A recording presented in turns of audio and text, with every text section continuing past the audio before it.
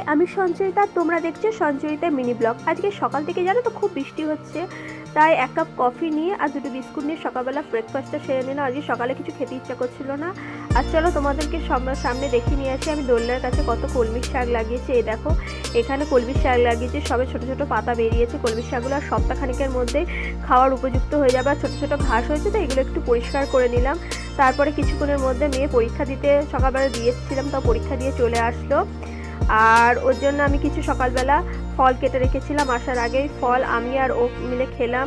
আজকে আপেল আর শশাই ছিল ফ্রিজে, তাই ওটাই আজকে সকালবেলা আমি চা খাওয়ার পরে খেয়ে নিলাম। আজকে আর কিছু খেতে ইচ্ছা করছিল না। আর দুপুরে রান্না করেছিলাম জাফরান পোলাও, খাসির মাংস। আর আমার মেয়ে খুব সোয়াবিন ভালোবাসে, তার জন্য ওর জন্য একটু সোয়াবিন রান্না করেছিলাম।